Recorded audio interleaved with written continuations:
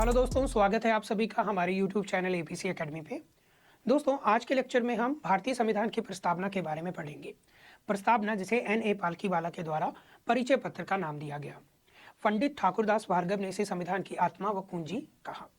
आज के इस लेक्चर में हम प्रस्तावना में उल्लेखित शब्दों के अर्थों को समझेंगे। तो चलिए इस वीडियो को स्टार्ट करते हैं। तो देखिए, प्रस्तावना जो है वो संविधान की परिचय या फिर इसे संविधान की भूमिका भी कहा जाता है। तो प्रस्तावना संविधान का परिचय अथवा भूमिका को कहते हैं। भारतीय संविधान की प्रस्तावना पंडित नेहरू के द्वारा पेश किए गए उद्देश्य प्रस्ताव पर आधारित है। तो अगर हम प्रस्तावना की विषय सामग्री की बात करें तो प्रस्तावना की जो विषय सामग्री है वो पंडित नेहरू जी के द्वारा पेश किए गए उद्देश्य प्रस्ताव से ली गई है। हालांकि इसका विचार जो है वो अमेरिका से लिया गया है और प्रस्तावना की भाषा ऑस्ट्रेलिया से ली गई है। हालांकि इसकी जो विषय सामग्री जो है वो उद्देश्य प्रस्ताव से प्रेरित है।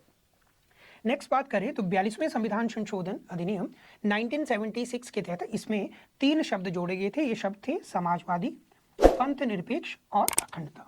तो 42वें संविधान संशोधन के तहत प्रस्तावना में 3 नए शब्द भी जोड़े गए थे। प्रस्तावना की बात करें तो प्रस्तावना में कहा गया है कि हम भारत के लोग, स्टार्टिंग जो वर्ड है वो है हम भारत के लोग। तो ये जो शब्द हैं ये संविधान के स्रोत को इंडिकेट करते हैं, सोर्सेस को बताते हैं कि संविधान किसके लिए और किसके द्वारा बनाया गया है। तो यहाँ पे कौन घोषणा कर रहा है? भारत के लोग।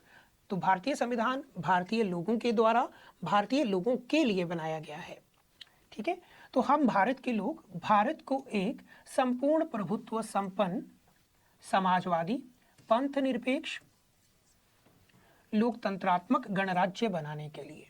तो अगले जो ये 4 वर्ड हैं ये भारत के नेचर को डिफाइन कर रहे हैं कि हम भारत के लोग भारत को किस तरह का देश बनाने जा रहे हैं। तो भारत कैसा है?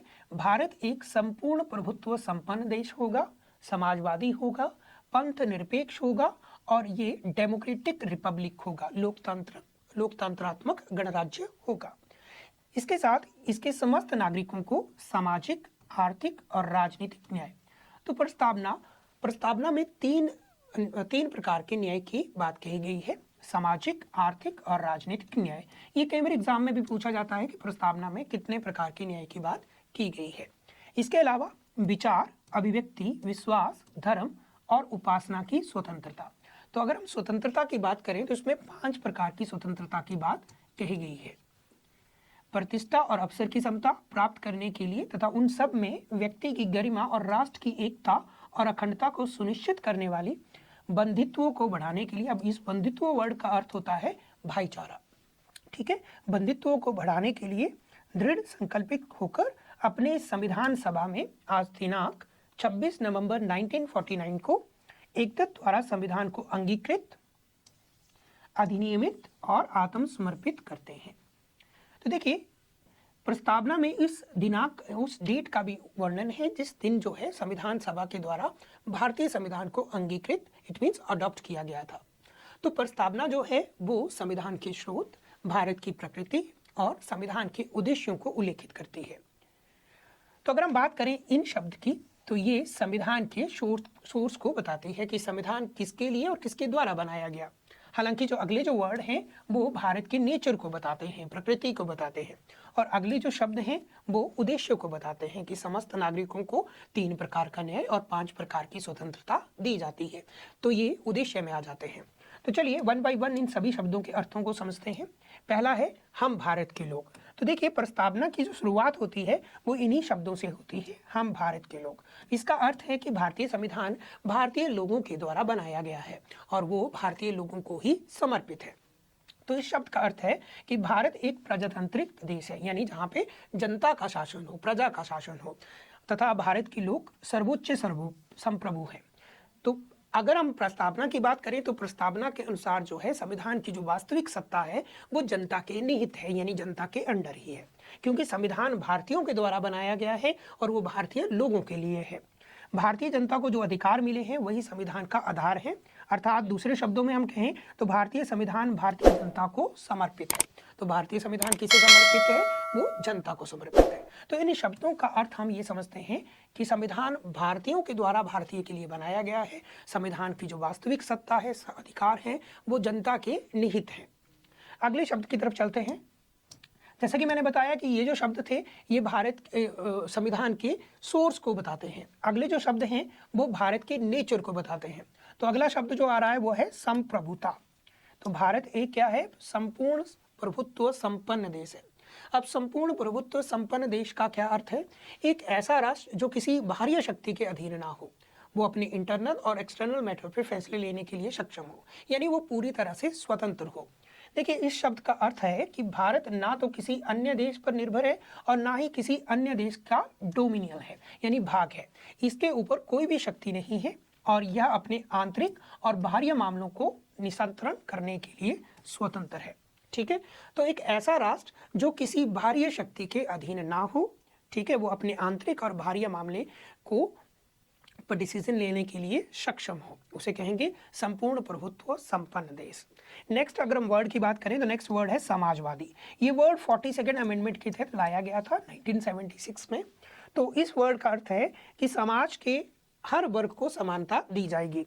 तो भारत में लोकतांत्रिक समाजवाद है, अर्थात यहाँ उत्पादन और वितरण के लिए साधनों को निजी और सार्वजनिक दोनों क्षेत्रों का अधिकार होता है।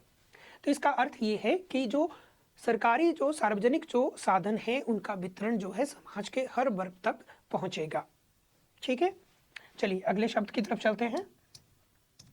अगला वर्ड है पंथ निरपेक्ष। ये काफी विवादित एक वर्ड है और ये एग्जाम पॉइंट ऑफ व्यू से भी काफी जरूरी एक वर्ड है।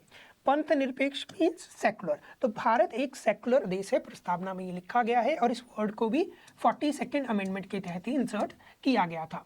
तो पंथ निरपेक्ष का अर्थ है कि एक ऐसा राष्ट्र जिसका अपना कोई विशेष धर्म नहीं है और ना ही वो किसी विशेष धर्म को महत्व देता है, उसके लिए सभी धर्म क्या होंगे, समान होंगे। तो भारत एक पंथ निरपेक्ष राष्ट्र है। हालांकि इस शब्द का जो स्पष्ट रूप से उल्लेख जो है संविधान में देखने को नहीं मिलता है, परंतु इसमें कोई संदेह नहीं है कि संविधान के निर्माताओं ने भारत की स्थापना जो है एक ऐसे देश के रूप में की है जिसका अपना कोई धर्म नहीं है। इसीलिए उन्होंने आर्टिकल 25 से लेकर 28 तक जो है धार्मिक स्वतंत्रता के अधिकार को जोड़ा है। तो भारतीय संविधान पंथ निरपेक्षता की सभी अवधारणाओं को अपनाता है, तो इसलिए हमारा देश क्या है, एक पंथ निरपेक्ष राष्ट्र है। प्रस्तावना में इस शब्द को 42वें संविधान संशोधन के तहत जोड़ा गया था, जिसका अर्थ है कि हमारा देश एक ऐसा देश है जो किसी विशेष धर्म का नहीं है। ना तो भारत हिंदू राष्ट्र है, ना ही मुस्लिम राष्ट्र है, ना किसी अन्य धर्म का कोई राष्ट्र है। इसमें सभी धर्मों को समान रूप से माना गया है। आगे बात करते हैं नेक्स्ट वर्ड जो कि है लोकतांत्रिक गणराज्य। देखिए लोकतंत्र का अर्थ होता है जनता का शासन। तो भारत एक डेमोक्रेटिक रिपब्लिक कंट्री है। इसका अर्थ क्या है कि भारत में जो शासन है वो जनता के द्वारा किया जाएगा। तो संविधान में जो वयस्क मताधिकार है, सामाजिक चुनाव, कानून की सर्वोच्चता, न्यायपालिका की स्वतंत्रता, भेदभाव का अभाव, ये भारतीय राज व्यवस्था में लोकतंत्र के लक्षण है। तो भारतीय संविधान के अनुसार भारत एक डेमोक्रेटिक कंट्री है। इट मीन्स भारत में जनता का शासन है। ठीक है, दूसरा भारत एक रिपब्लिक कंट्री है, गणतंत्र है। और रिपब्लिक का अर्थ क्या होता है, गणतंत्र का अर्थ होता है एक ऐसा राष्ट्र जिसका हेड ऑफ द स्टेट जो होते हैं वो इलेक्टेड होते हैं, ना कि वो वंशानुगत होते हैं। तो एक ऐसा राष्ट्र जिसके हेड ऑफ द स्टेट जो है इलेक्टेड हो, निर्वाचित हो।